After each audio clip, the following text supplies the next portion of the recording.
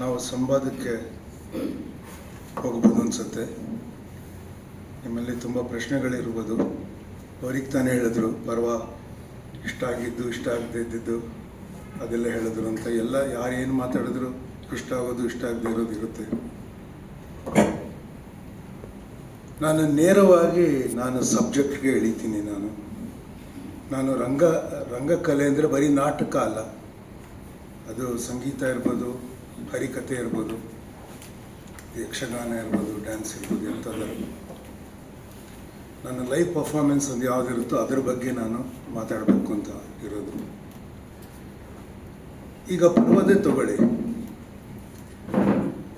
ನಾವು ರಂಗಾಯಣಕ್ಕೆ ಪರ್ವ ಮಾಡಿದಾಗ ರಂಗಾಯಣದ ಮುಂದೆ ಮೈಸೂರಿನ ಬುದ್ಧಿಜೀವಿಗಳು ಒಂದಷ್ಟು ಜನ ಬಂದು ಪ್ರತಿಭಟನೆ ಮಾಡಿದ್ರು. ಯಾಕೆಂದರೆ ಮೈಸೂರಿನ ಕಲಾಮಂದಿರದಲ್ಲಿ ಮೂರು ಪ್ರದರ್ಶನ ಮಾರ್ಚ್ 21, 22, 23 ಆಗಿದ್ದದು. ಅವರು ಪ್ರತಿಭಟನೆ ಯಾಕೆ ಮಾಡಿದ್ರು ಅಂದರೆ, ಮೊದಲನೇ ರೋನಿರುತ್ತೆ ಸೀಟ್ಗಳಿಗೆ ನಾವು 1000 ರೂಪಾಯಿ ಟಿಕೆಟ್ ಇಟ್ಟಿದ್ವಿ ಅಂತ ಭಾಳ ಸಿಟ್ಟು ಮಾಡಿಕೊಂಡು ಪ್ರತಿಭಟನೆ ಮಾಡಿದರು. ಅದರ ಹಿಂದಿನ ಎಲ್ಲ ಸೀಟು 500 ರೂಪಾಯಿ ಇತ್ತು. ಮೊದಲನೇ ಇದು ಆದರೂ ಅದೇನೋ ಹಾಗೆ ಇಟ್ಟು ಮಾಡಿದರು. ನಾನು ಕನ್ನಡದಿಂದ ಅದು 57 ಶೋ ರಂಗಾಯಣ ಅವರು ಮಾಡಿ ನಿಲ್ಲಿಸಿದ್ರು ಪರ್ವನ. ನಾನು ನಮ್ಮ ತಂಡ ಬೆಂಗಳೂರಿನಲ್ಲಿ centre for film and drama ಅಂತಿದೆ, ಅದಕ್ಕೆ ನಾನು ಇಂಗ್ಲೀಷ್ಗೆ ಪರ್ವನ ಅನುವಾದ ಮಾಡಿ ನಾನೇ ಮತ್ತೆ ಅದನ್ನು ನಿರ್ದೇಶನ ಮಾಡಿ ನನ್ನ ಮಗಳು ಅಳಿಯ ಅದನ್ನು ಪ್ರೊಡ್ಯೂಸ್ ಮಾಡಿದ್ರು. 42 ಲಕ್ಷ ಹಾಕಿ ಆ ನಾಟಕನ ಪ್ರೊಡ್ಯೂಸ್ ಮಾಡಿದ್ರು. ನಾವು 4 ಶೋ ಇಲ್ಲ ಓಪನಿಂಗು ನಾವು 3 ಶೋ ಇಲ್ಲ 4 ಶೋ ಚೌಡೆ ಹಾಲಲ್ಲಿ ಮಾಡಿದ್ವಿ. ನಾವು ಆ 4 ಶೋಗೆ ನಾವು ಮೊದಲ ರೋಯಿಂದ ಟಿಕೆಟ್ಸ್ ಇಟ್ಟಿದ್ದು, ಮೊದಲ 3-4 ರೋಗೆ ಟಿಕೆಟ್ಸು 3500 ರೂಪಾಯಿ ಇಟ್ಟಿದ್ವಿ. ಆಮೇಲೆ ಮಾಡಿದ್ದು 2 ಲಾಸ್ಟ್ 2 ಶೋಸ್ 8 ಶೋ ಮಾಡಿದ್ದೀವಿ ಇಂಗ್ಲೀಷ್ದು. ನಾವು ಮೊದಲನೇ 4-5 ರೋಗೆ 4000 ರೂಪಾಯಿ ಟಿಕೆಟ್ ಇಟ್ಟು ಪರ್ವ ಮಾಡಿದ್ವಿ. ನಮಗೆ ಪರ್ವದಿಂದ ಇಲ್ಲಿವರೆಗೂ ನಾವು ಖರ್ಚು ಮಾಡಿದ್ದು 42 ಲಕ್ಷ ಆ 2 ಶೋ, ಆ 4 ಶೋಗೆ.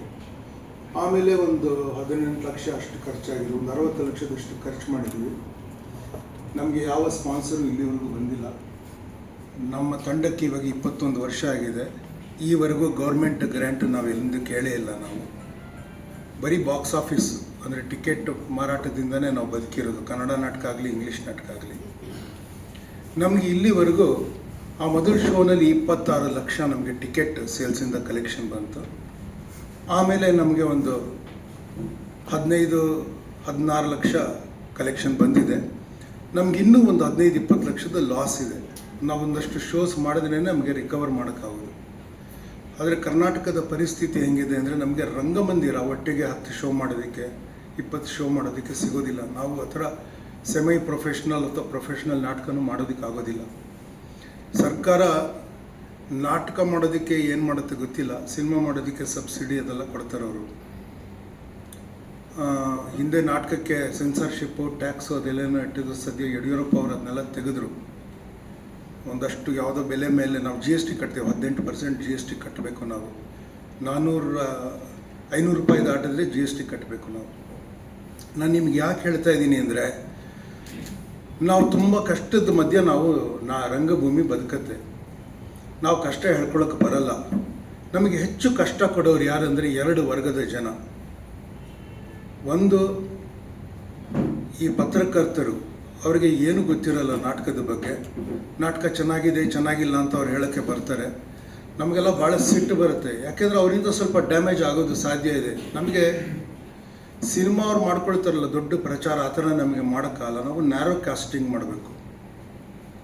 ನಾವೊಂದು ನಾಟಕ ಮಾಡಿದ್ರೆ ನಮಗೆ ಒಟ್ಟು ಒಂದು ನಾಟಕ ನೋಡೋದಕ್ಕೆ ಬೆಂಗಳೂರಿನಲ್ಲಿ ಆಡಿಯನ್ಸ್ ಇವಾಗ 10-15 ಸಾವಿರ ಜನ ಇರ್ಬೋದು ಅಷ್ಟೇ. ಎಲ್ಲರೂ ಅವ್ರನ್ನೇ ಶೇರ್ ಮಾಡ್ಕೊಳ್ತೇವೆ, ಅಷ್ಟೇ ಜನ ಇರೋದು. ಅದಕ್ಕೆ ನಾವೊಂದು ನಾಟಕ ಮಾಡಿದ್ರೆ ಒಂದು 20-25 ಶೋ ಮಾಡ್ತೀವಿ. ನಾವು ಒಂದು ಮ್ಯಾಕ್ಸಿಮಮ್ ಒಂದು 5, 6, 7 ಸಾವಿರ ಜನನ ಟಚ್ ಮಾಡೋಕ್ಕಾಗುತ್ತೆ, ಅಷ್ಟು ಮಾಡ್ತೀವಿ ನಾವು. ಅಷ್ಟು ಜನಕ್ಕೆ ಅವರೆಲ್ಲ ಪೇಪರ್ ಓದೋರು, ಅಷ್ಟು ಜನಕ್ಕೆ ಬರಬೇಕೋ ಬೇಡವೋ ಅಂತ ಬೆಂಗಳೂರಿನಲ್ಲಿ ಒಂದು ಕಡೆಯಿಂದ ಕೆಲಸ ಮುಗಿಸಿ ಅಥವಾ ಮನೆಯಿಂದ ಒಂದು ಥಿಯೇಟರ್ಗೆ ಹೋಗಿ ನಾಟಕ ನೋಡಬೇಕಂದ್ರೆ ನಾಟಕ ನೋಡೋಕ್ಕೆ 2 ಗಂಟೆ, ಥಿಯೇಟ್ರಿಗೆ ಬಂದು ವಾಪಸ್ ಹೋಗೋದಕ್ಕೆ 4 ಗಂಟೆ ಆಗುತ್ತೆ ಟೈಮ್ ಅವ್ರಿಗೆ. ಅಷ್ಟೆಲ್ಲ ಮಾಡ್ಕೊಂಡು ಬರಬೇಕು. ಈ ದರಿದ್ರ ಪತ್ರಕರ್ತರು ಅವ್ರಿಗೆ ತಿಳಿದೇ ಇರಲಿ, ಅದೇನೇನೋ ಬರೆದ್ರೆ ಅಷ್ಟರ ಮಟ್ಟಿಗೆ ಉತ್ಸಾಹ ಕಮ್ಮಿಯಾಗಿ ನಮಗೆ 50 ಜನ 100 ಜನ ಬರಲಿಲ್ಲ ಅಂದರೆ ನಮಗೆ ದೊಡ್ಡ ಲಾಸ್ ಅದು. ನಮಗೆ ಆಡಿಯನ್ಸ್ ಹತ್ರ ಕಾಪಾಡ್ಕೊಂಡಿರ್ತೀವಿ ನಾವು. ಥಿಯೇಟ್ರಿಂದ ನಾವು ಯಾರೂ ದುಡ್ಡು ಮಾಡೋಕ್ಕಾಗಲ್ಲ, ಯಾರಿಗೂ ನಾವು ಸಂಬಳ ಕೊಡೋದು ಏನು ಮಾಡೋಕ್ಕಾಗಲ್ಲ ನಾವು. ಆದರೆ ಅದು ನಮಗೆ ಮಾಡೋಕ್ಕೆ ಉತ್ಸಾಹ ಇದೆ, ಅದನ್ನ ಉಳಿಸ್ಕೊಳ್ಳೋದಕ್ಕೆ ಈ ಪತ್ರಕರ್ತರಿಂದ.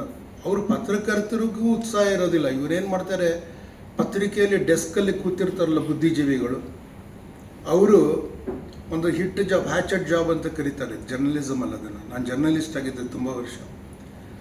ಕರೆಸಿ ರಿವ್ಯೂ ಬರೆಸ್ತಾರೆ. ಮಾಮೂಲು ನಾಟಕ ರಿವ್ಯೂ ಮಾಡೋದಿಲ್ಲ ಕಲ್ಚರ್ ಅವರಲ್ಲಿ. ಯಾವುದಾದ್ರು ದೊಡ್ಡ ನಾಟಕ ಆಗುತ್ತೆ, ಅದು ಸಕ್ಸಸ್ ಆಗೋ ಒಂದು ಚಾನ್ಸ್ ಇದೆ ಅಂತ ಗೊತ್ತಾಗ್ಬಿಟ್ರೆ ಮೈಯೆಲ್ಲ ಉರಿದೋಗ್ಬಿಟ್ಟು ಅವ್ರು ಈ ಥರದ್ದು ಮಾಡಿಸ್ತಾರೆ. ಅವರಿಂದ ನಮಗೆ ತುಂಬ ತೊಂದರೆ ಇದೆ. ಅದು ಒಂದು ಥರದ್ದು.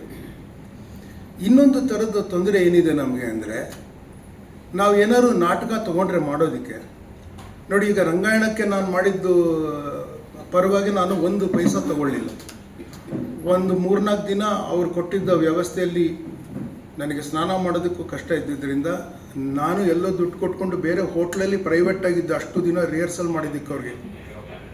ನಾನು ಊಟಕ್ಕೆ ಮಧ್ಯಾಹ್ನ ಅವರು ಅಡ್ಡಂಡ ಕಾರ್ಯಪ್ಪ ಅವರು ಪಾಪ ಪ್ರೀತಿಯಿಂದ ಅವ್ರ ರೂಮಲ್ಲಿ ನನಗೆ ಊಟ ತರಿಸಿ ಅವರು ನನ್ನ ಜೊತೆ ತಿನ್ನೋರು. ಅದು ಬಿಟ್ಟರೆ ನಾನು ಹೊರಗಡೆ ಇದ್ದೆ. ಅವರು ದುಡ್ಡು ಕೊಟ್ಟಿದ್ದನ್ನು ಕೋವಿಡ್ಗೆ ಆಸ್ಪತ್ರೆಗೆ ಕೊಟ್ಟುಬಿಡಿ ಡೊನೇಷನ್ ಅಂತಂದೆ. ನಾನು ತೊಗೊಳ್ಳಿಲ್ಲ. ನಾನು ಯಾಕೆ ತೊಗೊಳ್ಳಿಲ್ಲ ಅಂದರೆ, ಅದು ಈ ಬುದ್ಧಿಜೀವಿ ವರ್ಗ ಯಾವುದಿದೆ, ಯಾರು ಎಡಪಂಥೀಯ ಅಂತದ್ದು ಹೇಳ್ಕೊಳ್ತಾರೆ, ಅವ್ರು ಬಂದು ನಮಗೆ ತುಂಬ ತೊಂದರೆ ಕೊಡ್ತಾರೆ. ನಾವೆಲ್ಲ ಹಳೆ ಎಡಪಂಥೀಯರು, ನಾವು ಇವ್ರ ಥರ ಅಲ್ಲ. ನಾವು ನಮಗಿದ್ದಿದ್ದೇ ಬೇರೆ. ನಮಗೆ ಕಾರ್ಲ್ ಮಾರ್ಕ್ಸು, ಎಂಜಲ್ಸು, ಅದು ನಮಗಿದ್ದಿದ್ದೇ ಬೇರೆ. ಈ ಥರದ್ದು ಜಾತಿ, ಈ ಥರದ್ದು ಎಡಪಂಥೀಯ ಇವಾಗ ಆಗಿರೋದು ಅದಿರಲಿಲ್ಲ. ಅವರು ಗಲಾಟೆ ಮಾಡಿ ನಮಗೆ ಸ್ವಲ್ಪ ಕಷ್ಟ ಆಗುತ್ತೆ. ಯಾಕೆಂದರೆ ಅವರ ಗಲಾಟೆಯಿಂದ ನಮಗೆ ಈ ನಾಟಕದ ಕಲೆ ಬಗ್ಗೆನೇ ತಪ್ಪಭಿಪ್ರಾಯ ಬರೋ ಥರದ್ದಾಗುತ್ತೆ. ಯಾರು ಹಿರಿಯರೇ ಬಂದು ನಮಗೆ ತೊಂದರೆ ಕೊಡ್ತಾರೆ. ಕೆಲವರು ನಾಟಕ ಮಾಡೋ ಹಿರಿಯರೇ ಬಂದು ನಮಗೆ ತೊಂದರೆ ಕೊಡೋದಿದೆ. 8 ಗಂಟೆ ನಾಟಕ ಯಾರು ನೋಡ್ತಾರೆ ಅಂತ. ನಮ್ಮ ದೊಡ್ಡವರು, ಅವ್ರ ಹೆಸರು ಹೇಳಲ್ಲ, ಅವ್ರಿಗೆ ವಯಸ್ಸಾಗಿದೆ ಈಗ. 8 ಗಂಟೆ ನಾಟಕ ಯಾರು ಮೂರ್ಖರು ಮಾಡ್ತಾರೆ, ಯಾರು ಬಂದು ನೋಡ್ತಾರೆ? ನಾ ಹೇಳಿದೆ, ನೀವು ಇಂಗ್ಲೀಷ್ನಲ್ಲಿ ಪುಸ್ತಕಗಳನ್ನು ಓದಿ 8 ಗಂಟೆ ನಾಟಕ ಇರಲ್ಲ ಅಂದ್ಕೊಂಡಿದ್ದೀರಾ. ಭಾರತದಲ್ಲಿ ಇರೋದೇ 8 ಗಂಟೆ ನಾಟಕ. ನೀವು ಇಂಗ್ಲೀಷ್ ಪುಸ್ತಕ ಓದೋದ ಮೇಲೆ ಅದು 1.5 ಗಂಟೆ 2 ಗಂಟೆ ನಾಟಕ ಆಗಿರೋದು. ಅಲ್ಲಿವರೆಗೂ ಇದೇ ಇದ್ದಿದ್ದು ಅಂತ ನಾನು ಹೇಳಿದೆ. ನಾ ಯಾಕೆ ಹೇಳ್ತೀನಿ ಅಂದರೆ, ನಾವು ಯಾಕೆ ರಂಗಭೂಮಿ ಮಾಡ್ತೀವಿ ಅಂತ ಹೇಳೋದಕ್ಕಿಂತ ಮುಂಚೆ ನಾವು ಏನು ಯೋಚನೆ ಮಾಡಬೇಕು ಅಂದರೆ, ರಂಗಭೂಮಿ ಯಾಕೆ ಇದೆ ಅಂತ ಯೋಚನೆ ಮಾಡಿ. ಏನೇನು ಬಂದಿದೆ ಈಗ. ನೀವೆಲ್ಲ ನಿಮ್ಮಲ್ಲಿ ಕೂತಿರೋರಲ್ಲಿ ಎಷ್ಟೋ ಜನ 8 ಗಂಟೆ 10 ಗಂಟೆಗಳ ಕಾಲ ಬೇಕಾದ್ರೆ ಕ್ರಿಕೆಟ್ ಮ್ಯಾಚ್ ನೋಡ್ತೀರ ಅಲ್ವಾ? ವರ್ಷದಲ್ಲಿ ಬೇಕಾದ್ರೆ 200 ದಿನ ನೋಡೋಕ್ಕೆ ರೆಡಿ ಇರ್ತೀರ ನೀವು ಅಲ್ವಾ? ಅದರಲ್ಲಿ ನಿಮಗೆ ಮನೋರಂಜನೆ ಆಗಿರುತ್ತೆ. ನೀವು ಅದನ್ನು ಪ್ರಶ್ನೆ ಮಾಡ್ಕೊಳ್ಳಲ್ಲ. ಅಂದರೆ ಒಂದು ವಿವೇಕರಹಿತ ಒಂದು ಚಟುವಟಿಕೆ ಅಂತ ನಿಮಗೆ ಮನಸ್ಸಿಗೆ ಬಂದಿರಲ್ಲ ಅದು. ಆದರೆ ನಾವು ಏನೇ ಮಾಡೋಕ್ಕೆ ಹೋದರೂ ನಮ್ಮ ಮೇಲೆ ಒಂದು ಅಟೆನ್ಷನ್ ಇರುತ್ತಲ್ಲ. ಈಗ ಸಿನಿಮಾ ನೋಡೋಕ್ಕೆ ಹೋಗ್ತೀರಾ.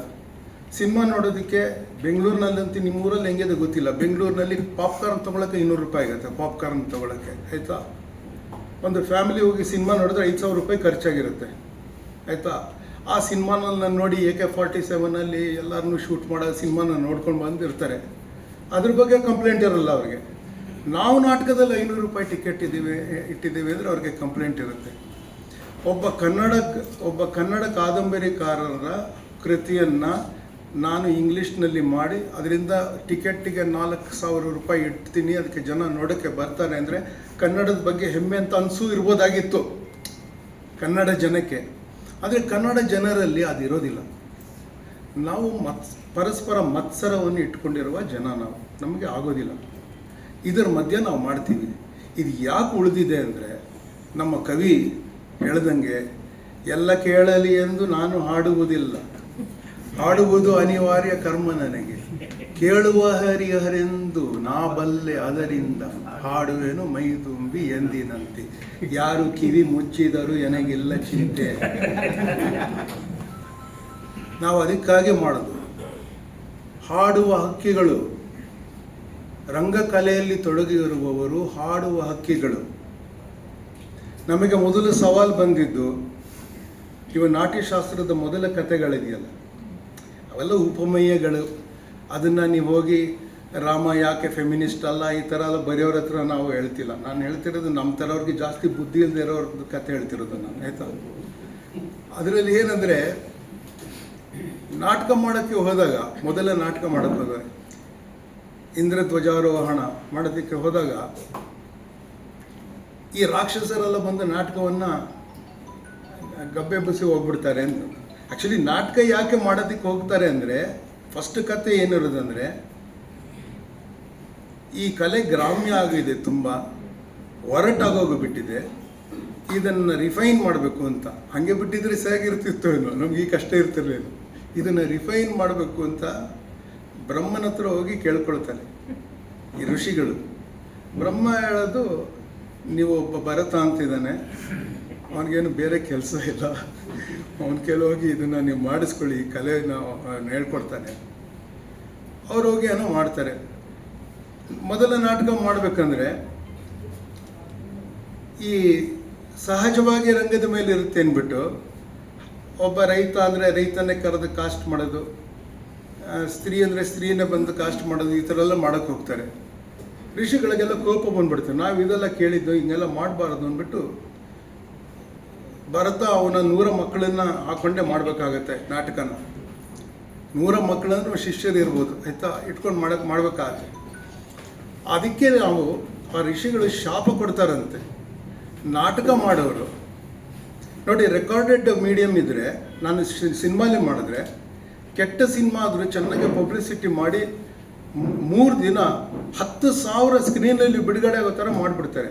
3 ದಿನದಲ್ಲೇ ಅದಕ್ಕೆ 20 ಕೋಟಿನೋ 30 ಕೋಟಿನೋ, ಕೆಲವರಿಗೆ 200-300 ಕೋಟಿ ಬಂದ್ಬಿಡುತ್ತೆ. ಆ ಸಿನಿಮಾ ಹೆಂಗಾರಿ ಇರಲಿ ಅದು. ಮತ್ತು ಈ ಕ್ರಿಟಿಕ್ಸ್ಗೆಲ್ಲ ಭಾಳ ಕಷ್ಟ ಇದೆ ಅದು. ಅವರು ಪಾಪ 2 ಗಂಟೆ ಬೆಳಗ್ಗೆ ನೋಡಿ ಆದಷ್ಟು ಬೇಗ ಕೆಟ್ಟದಾಗಿದೆ ಅಂತ ಬರಿಬೇಕು ಅವರು. ಅಷ್ಟರಲ್ಲಿ ನೋಡ್ಬಿಟ್ಟಿರ್ತಾರೆ ಎಲ್ಲರೂ.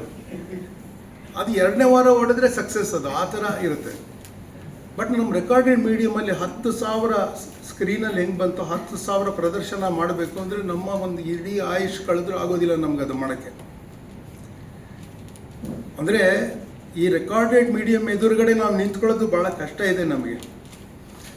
ಸೊ ಅವ್ನು ಮಾಡೋಕ್ಕೆ ಬಂದಾಗ ನಾವು you have to bring your body to the performance ಅಲ್ವಾ. ಸಂಗೀತ ಆಗಲಿ, ನಾಟಕ ಆಗಲಿ, ಹರಿಕಥೆ ಆಗಲಿ, you have to bring your body to the performance.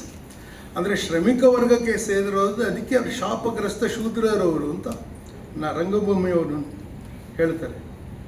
ಅದನ್ನು ನಾವು ಭಾಳ ಅದು ತಾರ್ಕಿಕವಾಗೂ ಎಲ್ಲ ರೀತಿಯಲ್ಲೂ ನಾವು ಅದನ್ನು ಸ್ವೀಕಾರ ಮಾಡ್ತೀವಿ. ನಿಜವಾಗ್ಲೂ ನಾವು ದೇಹದಿಂದನೇ ಮಾಡೋಣ. ನಾವು ಇದ್ರೇನೆ ನಾಟಕ, ನಾವಿಲ್ಲದಿದ್ರೆ ನಾಟಕ ಇಲ್ಲ, ನೀವಿದ್ರೇನು ನಾಟಕ.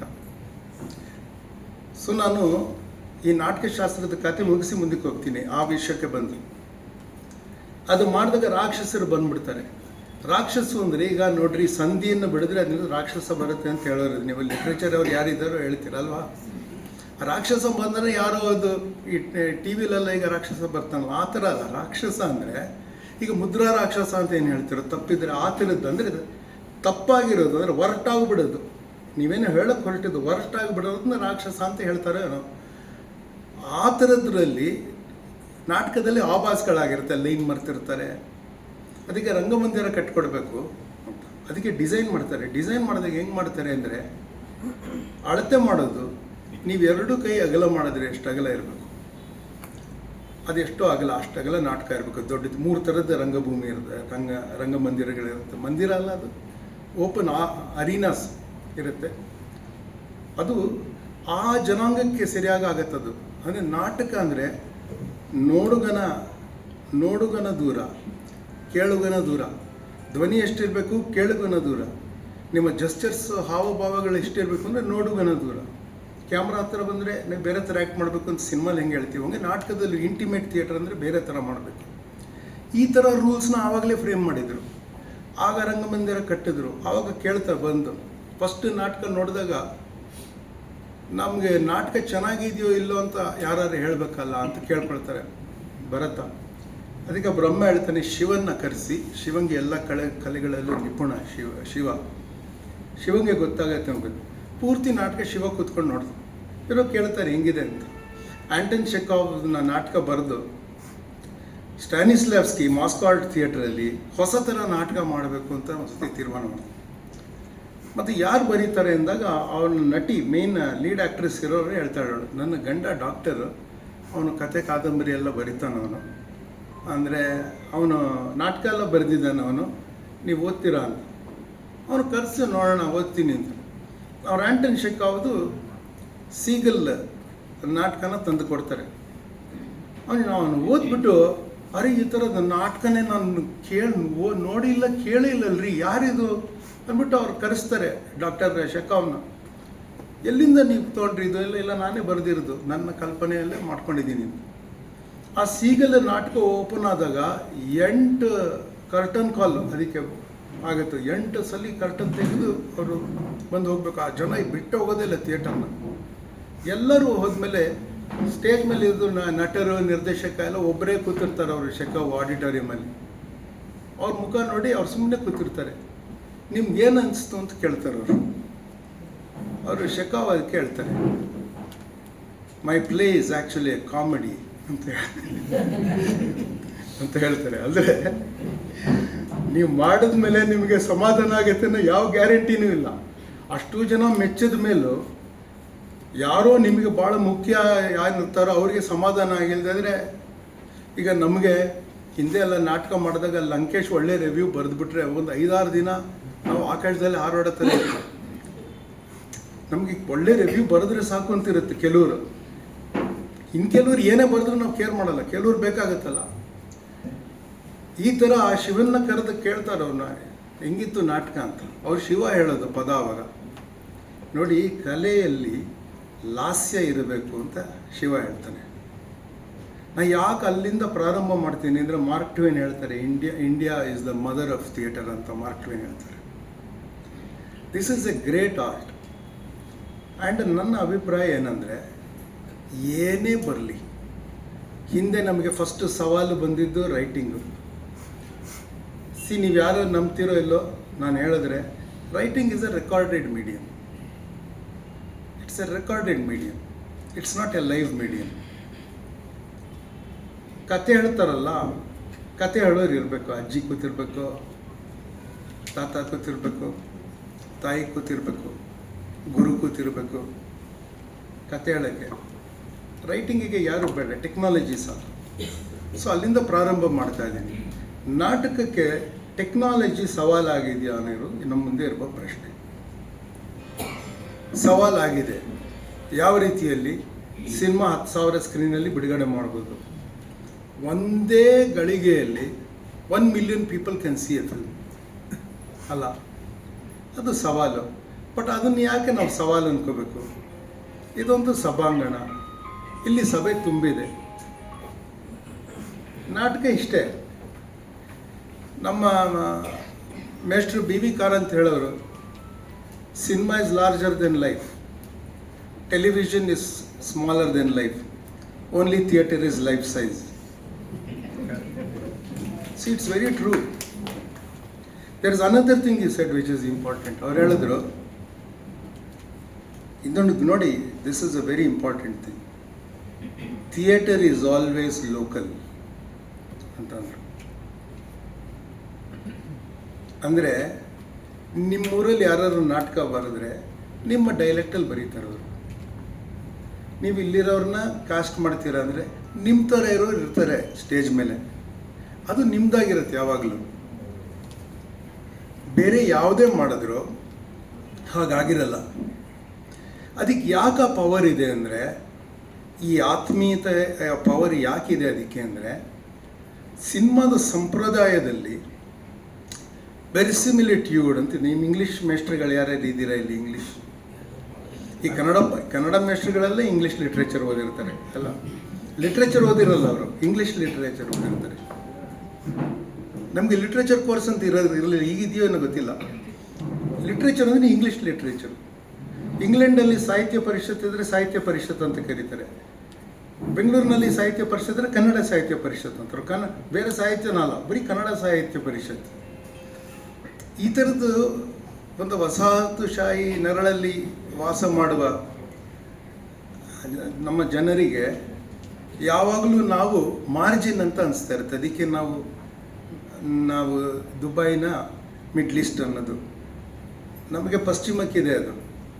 ಆದರೆ ಇಂಗ್ಲೀಷ್ ಪದ ಅಲ್ಲ ಮಿಡ್ಲ್ ಈಸ್ಟು, ಅವ್ರಿಗೆ ಈಸ್ಟ್ ಅದು, ನಾವು ಅದನ್ನು ಈಸ್ಟ್ ಅಂತ ಕರಿತೀವಿ. ಕೋರ್ಟಲ್ಲಿ ಲಾಯರು ಮೊದಲೆಲ್ಲ ವಿಗ್ಗೆಲ್ಲ ಹಾಕೊಂಡು ಬಂದು ಕೂತ್ಕೊಳ್ಳೋರು,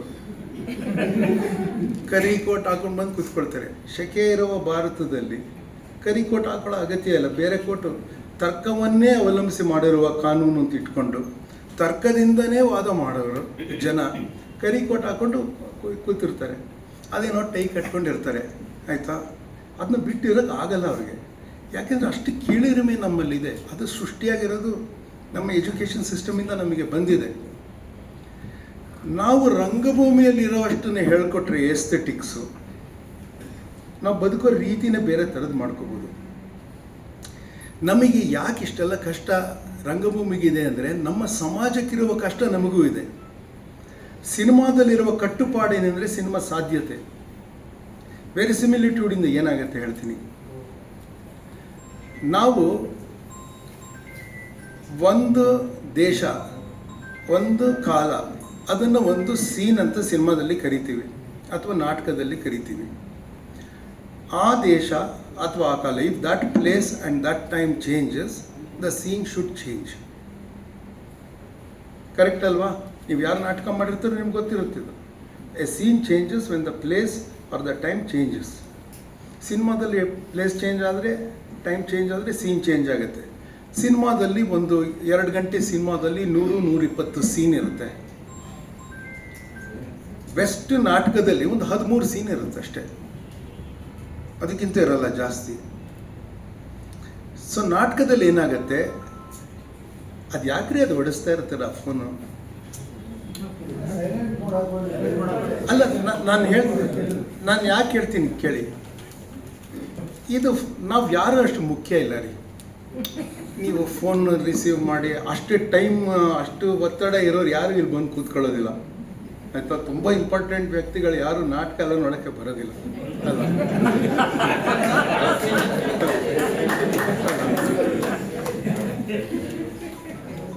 ನೋಡಿ ಯಾರು ಹೊಡಿತಾನೆ ಇಲ್ಲ. ನಂದು ನೋಡ್ಕೊಂಡ್ಬಿಡ್ತೀನಿ, ಭಯ ಆಗ್ತದೆ.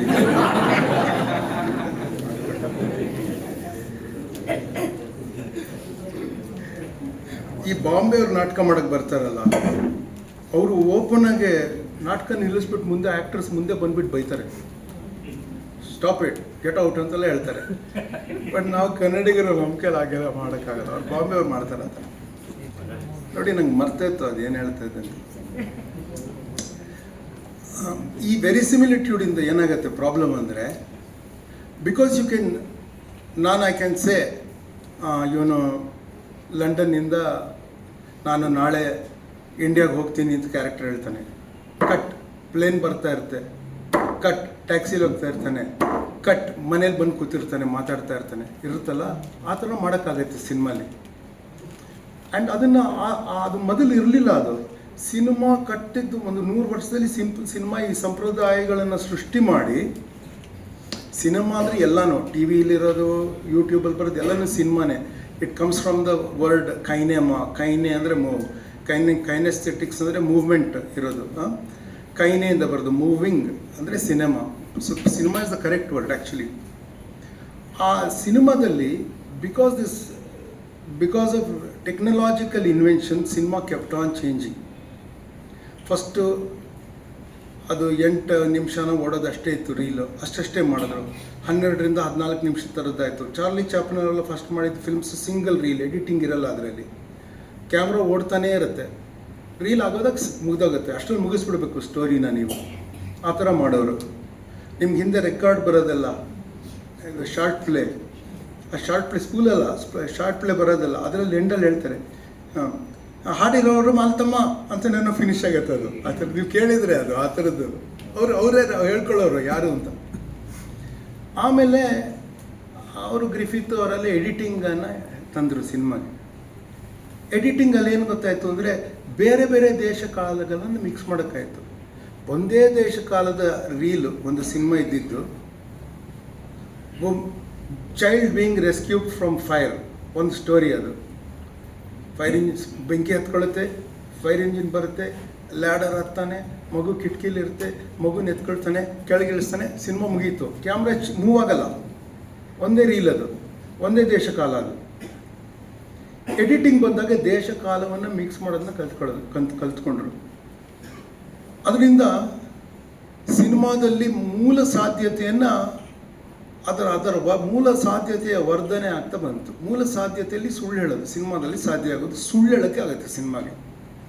ನಾಟಕದಲ್ಲೂ ನಾವು ಸುಳ್ಳು ಹೇಳ್ತೀವಿ. ನಾವೇನು ಸುಳ್ಳು ಹೇಳ್ತೀವಿ ಅಂದರೆ, ನಾನು ಕೃಷ್ಣನ ಪಾತ್ರ ಮಾಡ್ತಿದ್ದೀನಿ ಅಂತ ನಾನು ಹೇಳ್ತೀನಿ, ನಾನು ಕೃಷ್ಣ ಅಂತ ಆಡಿಯನ್ಸ್ಗೆ ಹೇಳ್ತೀನಿ. ಆಡಿಯನ್ಸ್ಗೆ ಗೊತ್ತಿರ್ತದ್ದು ಸುಳ್ಳು ಅಂತ, ಅಂದರೆ ಓಪನ್ ಲೈ ಅದು. You all know that I am not that. ಆದರೆ ಸಿನಿಮಾದಲ್ಲಿ ಅದು ಸುಳ್ಳನ್ನು ನಿಜ ಅನ್ನೋ ಥರನೇ ಹೇಳ್ತಾ ಹೋಗ್ತಾರೆ ಅವರು. ಅದರಿಂದ ಏನಾಗುತ್ತೆ, ಅದರಲ್ಲಿ ಸಿನಿಮಾಲಿ ಸಾಧ್ಯತೆ ಇರೋದ್ರಿಂದ ಅದು ಇವಾಗ ಅವನು ಐಸನ್ಸ್ಟೈನ್ ಭಾಳ ಚೆನ್ನಾಗಿ ಹೇಳ್ತಾನಲ್ಲ, ಅದು ನೀವು 3 ಶಾಟನ್ನು ಬೇರೆ ಬೇರೆ ರೀತಿ ನೀವು ಅದನ್ನ ಕಂಪೋಸ್ ಮಾಡಿದ್ರೆ 3 ಬೇರೆ ಸ್ಟೋರಿ ಬರುತ್ತೆ. ನನಗೆ ಇಂಟ್ರೆಸ್ಟ್ ತುಂಬ ಇಷ್ಟ ಆಗೋದು ಹೇಳ್ತೀನಿ, ತುಂಬ ಸುಲಭ ಅರ್ಥ ಆಗೋದು. ಈಗ ಒಬ್ಬ ಕ್ರಿಕೆಟ್ ಪ್ಲೇಯರ್ ನೀವು ನೋಡ್ತಿದ್ದಂಗೆ ರೈಟ್ ಹ್ಯಾಂಡ್ ಬ್ಯಾಟ್ಸ್ಮನ್ನು ಪುಲ್ ಮಾಡ್ತಾನೆ ಬಾಲ್ ಮಿಡ್ ವಿಕೆಟ್ ಕಡೆ ಹೋಗ್ತಾ ಇದೆ, ಆಯಿತಾ. ನೀವು ಫೀಲ್ಡರ್ ಅದರಿಂದ ಓಡ್ತಾ ಇರೋದಿರುತ್ತಲ್ಲ, ಆ್ಯಕ್ಸಿಸ್ಸಿಗೆ ಕರೆಕ್ಟಾಗಿರಬೇಕದು. ಅಂದರೆ 36 ಕ್ಯಾಮ್ರಾ ಇರುತ್ತೆ. ಇವಾಗೇನು 67 ಇರುತ್ತಂತೆ IPLಗೆಲ್ಲ 36 ಕ್ಯಾಮ್ರಾ ಇರುತ್ತೆ. ನೀವು ಅಂದರೆ ಹೆಂಗೆ ತೋರಿಸ್ಬೇಕಂದ್ರೆ, ನೀವು ಯಾವ ಆ್ಯಕ್ಸಿಸಲ್ಲಿ ಅವ್ನು ಪುಲ್ ಮಾಡಿದನೋ ಅದೇ ಕಡೆಯಿಂದ ಶಾಟ್ ತೋರಿಸ್ತಾ ಇರಬೇಕು ನೀವು. ಅಂದರೆ ball is running from left to, ನೀವು ನೋಡ್ತಿದ್ದಂಗೆ the ball is running from left to ರೈಟೇ ತೋರಿಸ್ತಾ ಇರಬೇಕು. ನೀವು ಕ್ಯಾಮ್ರಾ ಆ್ಯಂಗಲ್ ಚೇಂಜ್ ಮಾಡಿದ್ರೆ ವಾಪಸ್ ಬರ್ತಾ ಇದೆ ಬಾಲ್ ಅನ್ಸುತ್ತೆ, ಕಾಮಿಕಲ್ ಆಗಿರುತ್ತದು. ಓಕೆ, ಅಂದರೆ ಸಿನಿಮಾ ಅಷ್ಟೊಂದು ಕನ್ವೆನ್ಷನ್ಸ್ ನೀವು ಟ್ರೈನ್ ಆಗಿದ್ದೀರಾ ಅಂದರೆ ಅದೆಲ್ಲ ಇದೆ ಅಂತ ನಿಮಗೆ ಗೊತ್ತಿರಲ್ಲ ಅಷ್ಟೇ. You are trained to watch cinema by convention.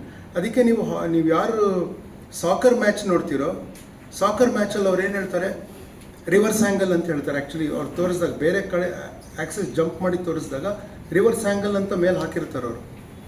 ನಾ ಯಾಕೆ ಹೇಳ್ತೀನಿ ಅಂದರೆ, ಸಿನಿಮಾದಲ್ಲಿ ಇದೆಲ್ಲ ಕನ್ವೆನ್ಷನ್ನು ನಾವು ಮೈಗೂಡಿಸ್ಕೊಂಡ್ಬಿಟ್ಟಿದ್ದೀವಿ. ಈಗ ಯಾರೋ ಈ ಫಂಕ್ಷನಿಗೆ ಬರೋರು ಆಚೆ ಕಾರ್ ನಿಲ್ಲಿಸ್ತಾರೆ, ಕಾರ್ ಡೋರ್ ಓಪನ್ ಮಾಡ್ತಾರೆ, ಆ ಡೋರ್ ಕ್ಲೋಸ್ ಮಾಡಿದಕ್ಕೆ ಮ್ಯಾಚಿಂಗ್ ಈ ಡೋರ್ ಓಪನ್ ಆಗೋದು ತೋರಿಸ್ಬೋದು ನಾವು. ಅವ್ರು ಒಳಗೆ ಬರ್ತಾರೆ, ನಿಮ್ಮ ಕಂಟಿನ್ಯೂಸ್ ಆಗಿ ಸ್ಟೋರಿ ನಡೆಯುತ್ತೆ ನಿಮ್ಮ ತಲೆಯಲ್ಲಿ. ಅವ್ರ ಮೆಟ್ಲು ಯಾಕೆ ಹತ್ಕೊಂಡ್ಬರಲಿಲ್ಲ, ಗೇಟ್ ಯಾವಾಗ ತೆಗೆದ್ರು ಅಲ್ಲ, ನಿಮ್ಗೆ ಬರಲ್ಲ ನಿಮಗೆ ಪ್ರಶ್ನೆ.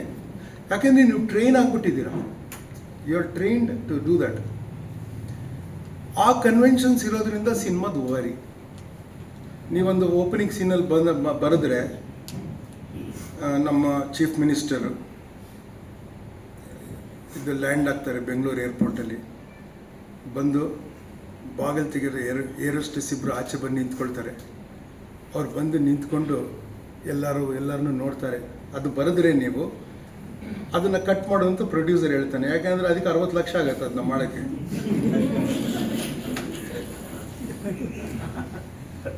ಎಂಥ ವಿಪರ್ಯಾಸ ಇದೆ ನೋಡಿ. ನಾವು ನಾಟಕ ಮಾಡಿದ್ರೆ ಮಾರ್ಸಲ್ಲಿ ಬದುಕು, ನೀವೊಂದು ಯಾರು ಶಾರ್ಟ್ಸ್ ಪ್ಲೇ ಬರೆದ್ರೆ ಮಾರ್ಸಲ್ಲಿ ಯಾರು ಹೋಗಿ, ಇವಾಗ ಸುನೀತಾ ವಿಲಿಯಮ್ಸ್ ಅವರು ಸ್ಟಕ್ ಆಗಿಬಿಟ್ಟಿದ್ರಲ್ಲ, ಆ ಥರ ಮಾರ್ಸಲ್ಲಿ ಯಾರೋ ಸ್ಟಕ್ ಆಗಿಬಿಟ್ಟಿದ್ದಾರೆ ಅಂತ ನೀವೊಂದು ನಾಟಕ ಬರೀತೀರಾ ಅಂತ ಇಟ್ಕೊಳ್ಳಿ. ನಾವು ಆ ನಾಟಕವನ್ನು ಮಾಡ್ಬೋದು. ಎಲ್ಲಿ ಮಾಡ್ಬೋದು? ಎಲ್ಲಿ ಬೇಕಾದರೂ ಮಾಡ್ಬೋದು. ಶಾಲೆಯಲ್ಲಿ ಮಾಡ್ಬೋದು, ಇಲ್ಲಿ ಮಾಡ್ಬೋದು. ಅದು ಮಾರ್ಸ್, ಇದು ಅರ್ಥ ಅಂತ ಮಾಡ್ಬೋದು. ಅಂದರೆ the world of make believe is so good. ಅಂದರೆ ನಾವು ಬಿಲ್ಲಿಂಗ್ ಸಸ್ಪೆನ್ಷನ್ ಆಫ್ ಡಿಸ್ಬಿಲೀಫ್ ಅಂತ ನೀವು ಲಿಟ್ರೇಚರಲ್ಲಿ ಏನು ಹೇಳ್ತೀರೋ, that is so powerful in ಅಂದರೆ the audience will co author the play. ಸಿನಿಮಾದಲ್ಲಿ ನಾನು ಕಾರ್ನ ತೋರಿಸ್ಬೇಕಂದ್ರೆ ಕಾರ್ ಅಂತ ಅಂದಾಗ ನಿಮ್ಮ ತಲೆಯಲ್ಲಿ ಎಷ್ಟು ಕಾರ್ ಬರುತ್ತೆ ನಿಮ್ಮ ಕೂತಿರೋರಿಗೆ. ಇನ್ನೊಂದು ಗಂಟೆ ಆದಮೇಲೆ ಇನ್ನೊಂದು ಕಾರ್ ಬರ್ಬೋದು ನಿಮ್ಮ ತಲೆಯಲ್ಲಿ. ಅದರ ಕಲರ್ ನಿಮಗೆ ಗೊತ್ತಿರ್ಬೋದು. ಯಾರನ್ನಾರು ಉದ್ದೇಶಿಸಿದ ತಕ್ಷಣ ಕೇಳಿದ್ರೆ ಆ ಕಲರ್ ಏನು ಅಂತ ವಿತಿನ್ ಎ ಸೆಕೆಂಡ್ ಹೇಳ್ತಾರೆ. ನೀವು ನಂಬಲ್ಲ. ಯಾರನ್ನ ನೋಡಿ, ನಾನು ನಿಮ್ಮನ್ನು ಕೇಳ್ತೀನಿ, ಕಾರ್ ಚಲಿಸ್ತಾ ಇದೆಯೋ ನಿಂತಿದೆಯೋ? ನಿಮ್ಮ ತಲೆಯಲ್ಲಿರೋ ಕಾರು ಚಲಿಸ್ತಾ ಇದೆಯೋ ನಿಂತಿದೆಯೋ? ಅಂದರೆ ಎಲ್ಲರೂ ಉತ್ತರ ಕೊಡ್ತಾರೆ. ಅಂದರೆ everyone forms an image. Although ನಿಮಗೆ ಸಬ್ಕಾನ್ಷಿಯಸ್ ಅದು ನಿಮಗೆ ಪ್ರಕಟ ಇರಲ್ಲ, ನಿಮ್ಗೆ ಇಮೇಜ್ ಬರ್ತಾ ಇದೆ ತಲೆಯಲ್ಲಿ ಅಂತ. ನಾನು ಹೇಳಿದ್ಮೇಲೆ ಬರೋಕ್ಕೆ ಶುರು ಆಗುತ್ತೆ ಅದು. ನೋಡಿ ಎಷ್ಟು ವಿಚಿತ್ರ ಬ್ರೈನ್ ಅಂದರೆ, ನಾನು ಕ್ಲಾಸಲ್ಲಿ ಮಾಡ್ತೀನಿ ಇದನ್ನು, ನಾನು ಆ್ಯಕ್ಟಿಂಗ್ ಕ್ಲಾಸಲ್ಲಿ. ನೋಡಿ ಇದರದ್ದು AC ಸೌಂಡ್ ಬರ್ತಾ ಇದೆ, ಕೇಳಿಸ್ತಿದೆಯಾ? ಇನ್ನು 2 ನಿಮಿಷದಲ್ಲಿ ಕೇಳಿಸಲ್ಲ ತಿರ್ಗಾ. ಯಾಕೆಂದರೆ ಬ್ರೈನ್ ಫಿಲ್ಟರ್ ಮಾಡೋಕ್ಕಾಗುತ್ತೆ ಬ್ರೈನ್ಗೆ. ಸಿನಿಮಾದಲ್ಲಿ ಇದನ್ನ ಮಾಡೋಕ್ಕಾಗಲ್ಲ. ಸಿನಿಮಾದಲ್ಲಿ ಚೂರು ಡಿಸ್ಟರ್ಬೆನ್ಸ್ ನೀವು ಟಾಲರೇಟ್ ಮಾಡಲ್ಲ. ಮತ್ತು ಫ್ರೇಮ್ಡ್ ರಿಯಾಲಿಟಿ ಅಂತಿರುತ್ತೆ. ಏನಂದರೆ ನೀವು ಫ್ರೇಮ್ ಒಳಗೆ ಏನು ತೋರಿಸ್ತೀರೋ ಎಲ್ಲದಕ್ಕೂ ಅರ್ಥ ಬರುತ್ತೆ. ಅಂದರೆ cinema is the art of deliberate inclusion. Theatre is also the art of deliberate inclusion. ಅದಕ್ಕೆ ನಾಟಕ ಆಗ್ತಾ ಇರ್ಬೇಕಾದ್ರೆ ಮಧ್ಯ ಇಂಪಾರ್ಟೆಂಟ್ ವ್ಯಕ್ತಿಗಳು ಕೆಲವ್ರು ಗೊತ್ತಲ್ಲ, ಬೇಕಂತ ಸ್ಟೇಜ್ ಮೇಲೆ ಹತ್ಬಿಟ್ಟು ತುಂಬ ಬ್ಯುಸಿಯಾಗಿ ಏನೋ ಕೆಲಸ ಇದೆ ಅನ್ನೋ ಥರ ಹೋಗಿ ಬಂದು ಮಾಡ್ತಾರೆ ಕೆಲವು ನಾಟಕಗಳು. ನೋಡಿದ್ದೀರಾ? ಅವ್ರು ಆರ್ಗನೈಸರ್ಗೆ ಹತ್ತಿರ ಇರ್ತಾರೆ ಅಥವಾ ಸ್ಪಾನ್ಸರ್ಗೆ ಹತ್ತಿರ ಇರ್ತಾರೆ. ಅವರು ನಾಟಕ ನಡೀತಾ ಇರ್ಬೇಕಾದ್ರೆ ಸ್ಟೇಜ್ ಮೇಲೆ ನಮ್ಮ ರವೀಂದ್ರ ಕಲಾಕ್ಷೇತ್ರದಲ್ಲಿ ಮಾಡ್ತಾರೆ. ನಿಮ್ಗೆ ಗೊತ್ತಿರೋರೆ ಕೆಲವು ಗಣ್ಯ ವ್ಯಕ್ತಿಗಳು ಬಂದು ಇಳಿದು ಹೋಗೋ ಹತ್ತು ಎಲ್ಲ ಮಾಡ್ತಾರೆ. ಒಂದು ಸತಿ ಯಾರು ಮಾಡ್ತಾರೆ, ನಾವು ತುಂಬ ಭಾಳ ಮುಖ್ಯ ಇಲ್ಲಿ ಅಂತ ತೋರ್ಸಕ್ಕೆ. ಅದು ನಾಟಕಕ್ಕೆ ಅದು ಆದ ತಕ್ಷಣ ಮರೀತಾರೆ. ಈಗ ಈ ಸೌಂಡ್ ಈಗ ಹೆಂಗೆ ಮರಿತಿದ್ರೋ ಆ ಥರ ಮರೀತೀರ ಅದನ್ನು. ಈ ವೆರಿಸಿಮಿಲಿಟ್ಯೂಡನ್ನು ಮೀರಿದ ಕಲೆ ಅಂದರೆ ನಾಟಕ. ನಾ ಹೇಳಿದ್ನಲ್ಲ, ಮಾರ್ಸಲ್ಲಿರೋ ನಾಟಕ ಎಲ್ಲ ಕಾರ್ ಮಾಡ್ಬೋದು ಅಂತ, ಯಾರು ಬೇಕಾದರೂ ಮಾಡ್ಬೋದು ಅಂತ. ನಾ ಏನು ಹೇಳ್ತಿದ್ವಿ, ನನ್ನ ಮಾರ್ಸಿನ ದೊರೆ ಒಬ್ಬ ಇರ್ತಾನೆ ಅಂತ ಇಟ್ಕೊಳ್ಳಿ, ಯಾವನೋ ಒಬ್ಬ ದೊರೆ ಇರ್ತಾನೆ ಅಂತ ಇಟ್ಕೊಳ್ಳಿ. ಆ ಪಾತ್ರವನ್ನು ನನ್ನ ಮಗಳು ಮಾಡ್ಬೋದು, ನನ್ನ ಮೊಮ್ಮಗಳು ಮಾಡ್ಬೋದು. ಈಗ 4 ವರ್ಷ ಅವಳು ಮಾಡ್ಬೋದು. ಒಂದು ಗಂಡು ಪಾತ್ರವನ್ನು ಹೆಣ್ಣು ಮಾಡ್ಬೋದು, ಹೆಣ್ಣು ಪಾತ್ರವನ್ನು ಗಂಡು ಮಾಡ್ಬೋದು.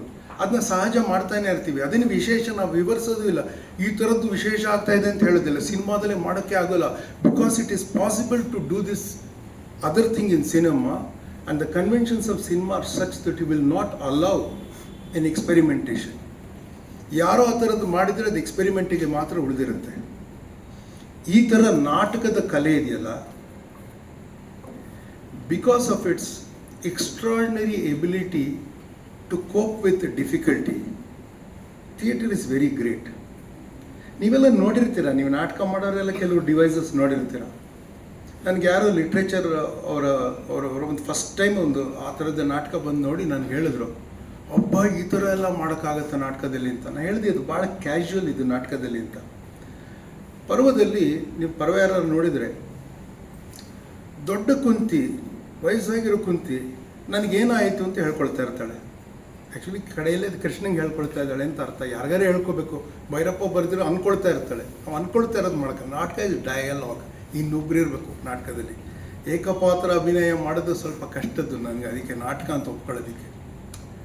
ಅದು ಒಂದು ಬೇರೆ ಥರದ್ದು ಸ್ಟೋರಿ ಟೆಲ್ಲಿಂಗ್ ಫಾರ್ಮ್. ಅದು ನಾಟಕ ಆಗಲ್ಲ. ನಾಟಕಕ್ಕೆ ಡೈಲಾಗ್ ಇರಬೇಕಂದ್ರೆ ಡೈಲಾಗ್ ಇದ್ರೇ ಕಾನ್ಫ್ಲಿಕ್ಟ್ ಇರೋಕ್ಕಾಗೋದು ಅಂತ.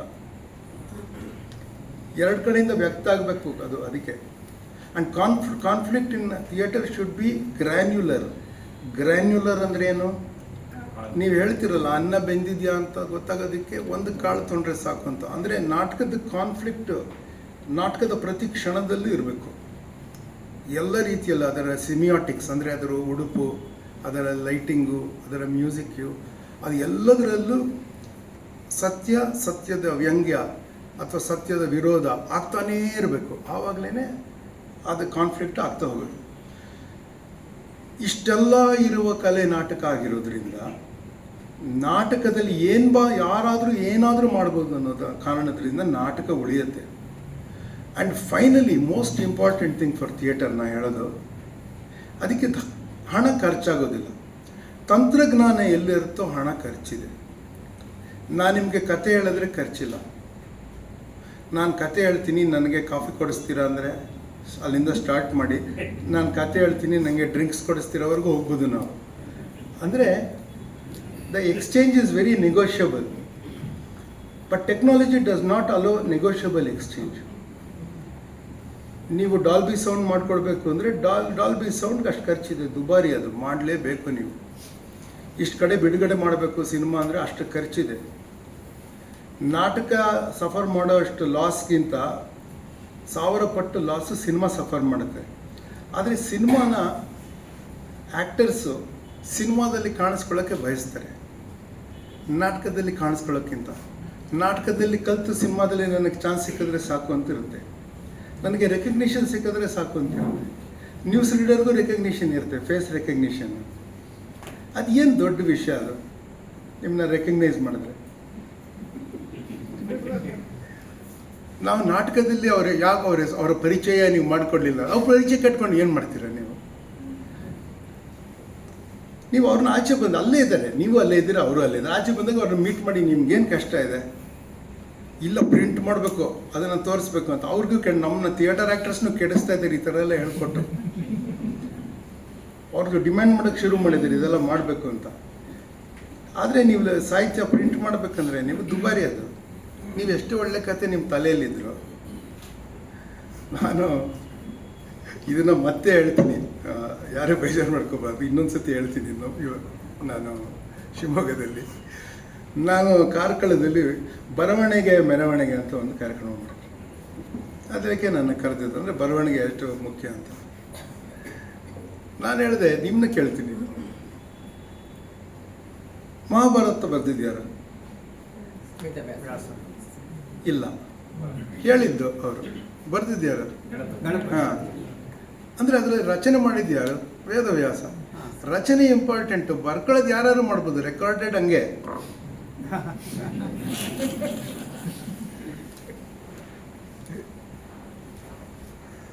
ನಾನು ಫೈನಲಿ ನಿಮಗೆ ಕ್ವೆಶ್ಚನ್ಸಿಗೆ ಬಿಡ್ತೀನಿ. ನನಗೆ ಯಾಕಂದರೆ ನೀವೇನು ಹೇಳ್ತೀರಂತ ಕೇಳೋಕ್ಕೆ ಇಷ್ಟ. ನಾನು ನೋಡಿ,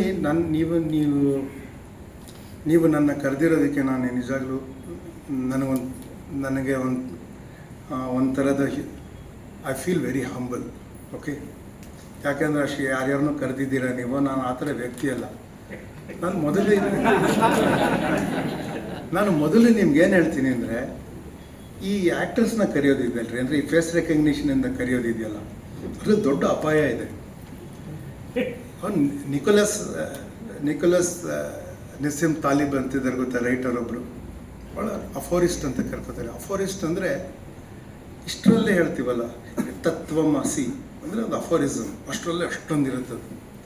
ಇಷ್ಟರಲ್ಲಿ ದೊಡ್ಡದನ್ನು ಒಂದು ಸತ್ಯದ ದರ್ಶನ ಮಾಡೋದಕ್ಕೆ ಆಗತ್ತೆ. ಅವನು ಅಫೋರಿಸ್ಟ್ ಅಂತ ಕರ್ಕೋತಾನೆ. ಅವನಿಗೆ ಆ್ಯಕ್ಟರ್ಸ್ ಕಂಡ್ರೆ ಆಗಲ್ಲ. ನೀವೊಂದು ಗೂಗಲ್ ಮಾಡಿ ನೋಡಿ, ನಿಕೋಲಸ್ ನಸೀಮ್ ತಾಲಿಬ್ ಅವನ ಆ್ಯಕ್ಟರ್ಸ್ ಅಂತ ಹಾಕಿ, ಇಷ್ಟುದ್ದ ಬರ್ತಾವನು. ಆ್ಯಕ್ಟರ್ಸ್ನ ಬೈದಿರೋದು ಬರೀ ರೋಮನ್ಸ್ ಆ್ಯಕ್ಟರ್ಸ್ನ ಸಿಟಿ ಒಳಗೆ ಬರಕ್ಕೆ ಬಿಡ್ತಾ ಇರಲಿಲ್ವಂತೆ, ಅಸ್ಪೃಶ್ಯರು ಅಂತ ಮಾಡಿದ್ರು ಅಂತ ಅವ್ರಿಗೆ. ಆ ಥರದಲ್ಲಿ ಏನೋ ಬರೀತಾವ ಅವನೇನು ಹೇಳ್ತಾನೆ, ಈ ಜನರಲ್ಲಿ ಅವ್ರಿಗೆ ಒಂದು ಮನತಟ್ಟು ಮಾಡಿಕೊಡ್ಬೇಕು ನಾನು. ನೀವು ಯಾವಾಗಲೂ ಹೋಗಿ ಮೈಕ್ ಇಟ್ಕೊಂಡು ಆ್ಯಕ್ಟರ್ಸ್ನ ಅವ್ರ ಅಭಿಪ್ರಾಯ ಎಲ್ಲ ಕೇಳ್ತೀರಾ. You should realise that you don't do this to the architects, gynaecologist, physics professors, ಅವ್ರಿಗೆಲ್ಲ ನೀವು ಮಾಡಲ್ಲ. ಆ್ಯಕ್ಟರ್ಸ್ನ ಯಾಕೆ ಹೋಗಿ ಕೇಳ್ತೀರಾ? ಆ್ಯಕ್ಟರ್ಸ್ ಮಾತಾಡ್ತಾರೆ, ನೋಡೋಕ್ಕೆ ಚೆನ್ನಾಗಿರ್ತಾರೆ. You know they are train to look and sound intelligent ಅಷ್ಟೇ ಅಂತ ಅವನು ಹೇಳ್ತಾನೆ. ಅದಕ್ಕೆ ನಾನು ಏನು ಹೇಳಿದ್ರು ನನಗೆ ತೋಚಿದ್ದು ಹೇಳ್ತಾ ಇರ್ತೀನಿ. ನಾನು ಯಾವ ರೀತಿಯ ಬುದ್ಧಿಜೀವಿ ವರ್ಗಕ್ಕೆ ಬರೋನಲ್ಲ ನಾನು. ಓಕೆ, ಅದಷ್ಟು ದೊಡ್ಡ ವಿಷಯ ಅಂತಲೂ ಅಂದ್ಕೊಂಡಿಲ್ಲ. ಬುದ್ಧಿಜೀವಿಗಳು ಒಂದು 20 ವರ್ಷ ಸ್ಟ್ರೈಕ್ ಮಾಡ್ತಾರೆ ಅಂತ ಇಟ್ಕೊಳ್ಳಿ ಬುದ್ಧಿಜೀವಿಗಳು. ನಾನು ಬುದ್ಧಿನೇ ಉಪಯೋಗಿಸಲ್ಲ ಅಂತ 20 ವರ್ಷ ಮಾಡ್ತಾರೆ ಅಂತ ಇಟ್ಕೊಳ್ಳಿ. ಏನು ಅಪಾಯ ಇಲ್ಲ. there be fewer wars in the world, fewer quarrels in the world. NATO ಎಲ್ಲ ಮಾಡಿರೋದು ಬುದ್ಧಿಜೀವಿಗಳು, ನೇಷನ್ ಸ್ಟೇಟ್ ಮಾಡಿರೋದು ಬುದ್ಧಿಜೀವಿಗಳು. ನಾನು ಮಂಗಳೂರು ಲಿಟ್ ಫೆಸ್ಟಲ್ಲಿ ನಾನೊಂದು ಸತಿ ಹೇಳಿದೆ, ಫಾರೆಸ್ಟ್ ಡಿಪಾರ್ಟ್ಮೆಂಟ್ ಬರೋವರೆಗೂ ಕಾಡು ಚೆನ್ನಾಗಿತ್ತು ಭಾರತದಲ್ಲಿ.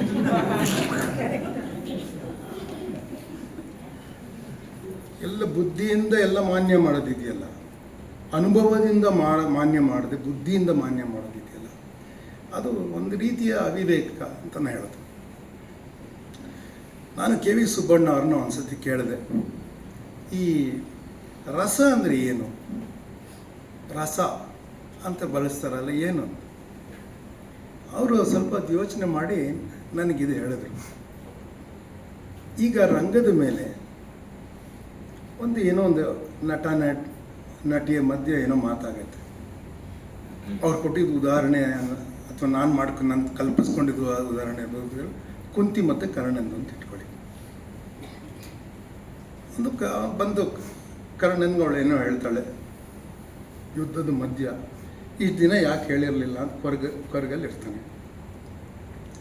ಅದನ್ನು ತಗೊಂಡು ಅಫ್ಕೋರ್ಸ್ ಎಂಥ ಕತೆ ಮಾಡಿಟ್ಟಿದ್ದೀವಿ ನಮ್ಮ ಸಮಾಜದಲ್ಲಿಂದ, ಅವನು ಇಡೀ ಬದುಕಲ್ಲಿ ಇದನ್ನು ಸಫರ್ ಮಾಡ್ಕೊಂಡಿದ್ದಾನೆ ಅಂತ ಅವನಿಗೆ ಗೊತ್ತಾದ್ಮೇಲೆ ಒಂದು 48 ಅವರ್ಸಲ್ಲಿ ಸತ್ತೋಗ್ತಾನೆ ಅವನು. ಅಷ್ಟೇ ಹೊತ್ತು ಅವನಿಗೆ ಅದು ಸಂಕಟ ಇರೋದು. ಆ್ಯಕ್ಚುಲಿ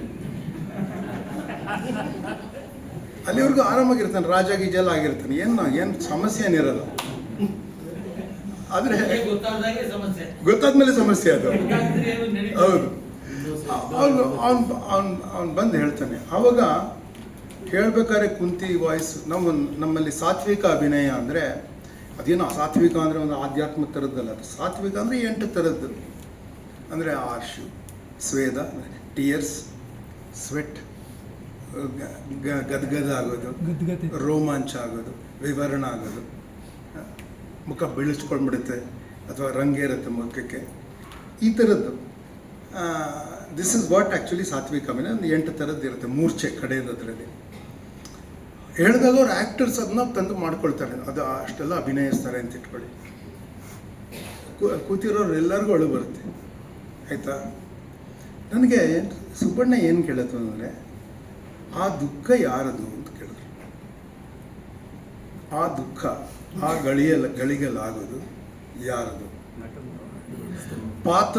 ಪಾತ್ರಕ್ಕೆ ದುಃಖ ಆಗಲ್ಲ, ಪಾತ್ರ ಕಾಲ್ಪನಿಕ, ಅದಕ್ಕೆ ಕಣ್ಣೀರಿಲ್ಲ, ಕಣ್ಣೀರಿಲ್ಲ, ಹೃದಯ ಇಲ್ಲ, ಭಾವನೆ ಇಲ್ಲ ಅಲ್ಲ, ಭಾವನೆ ಇಲ್ಲಿಂದ ಬರುತ್ತೆ, ಆಯಿತಾ. ನಟರಿಗ ದುಃಖ, ಇದು ವಿಂಗ್ಸಿಗೆ ಹೋದ್ಮೇಲೆ ಹೈಫೈ ಮಾಡ್ಕೊಳ್ತಾರೆ ಅವರು.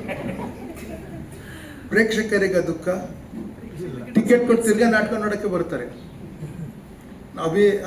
ನಾವು ಅಭಿಮಾನ್ ಸಿನಿಮಾನ ನಾನು ನನ್ನ ಹೆಂಡತಿ ಒಂದು 10 ಸತಿ 10 ಸತಿನ ಹತ್ತಿದ್ದೀವಿ ನೋಡ್ಬಿಟ್ಟು.